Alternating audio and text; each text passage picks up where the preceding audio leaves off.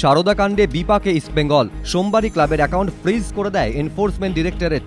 Footballer এবং কর্মীদের payment আটকে যাওয়ার আশঙ্কায় মঙ্গলবারই অ্যাকাউন্ট চালু করার আবেদন জানিয়ে ইডি দ্বারস্থ হলেন ইস্টবেঙ্গল কর্তারা।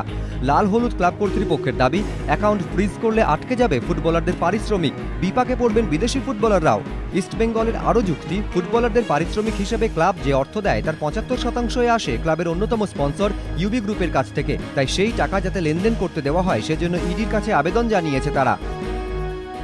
আমরা তাদের কাছে একটা আবেদন রাখছি যে আমরা আমাদের মতন কাজ করতে দিন, যাতে আমাদের কাজটা আটকে না যায়। আমরা যাতে আমার কর্মী, খেলোয়াড়, যাকে যা দেওয়া যায় যা দিতে পারি, অন্তত আমি ডিফল্টার হচ্ছি বদনামটা যেন আমাকে না পেতে হয়। সারদা কাণ্ডে সুদীপ্ত সেনের থেকে মোটা অঙ্কের অর্থ নেওয়ার অভিযোগে সিবিআই হেফাজতে ইস্টবেঙ্গলের এক্সিকিউটিভ কমিটির সদস্য দেবব্রত সরকার ওরফে নিতু। যদিও ক্লাব বারবার জানিয়েছে তারা নিতুর পাশেই রয়েছে, তবে সোমবার ক্লাবের অ্যাকাউন্ট ফ্রিজ হওয়ায় বেশ বেকায়দায় পড়েছে ইস্টবেঙ্গল কর্তৃপক্ষ। এর মধ্যেই মাথাচাড়া দিয়ে উঠছে দুর্বল হয়ে পড়া ক্লাবের বিরোধী গোষ্ঠী।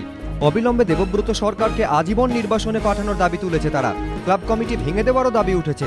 কুন্তল চক্রবর্তী ও রক্তিম ঘোষ, এবিপি আনন্দ, কলকাতা।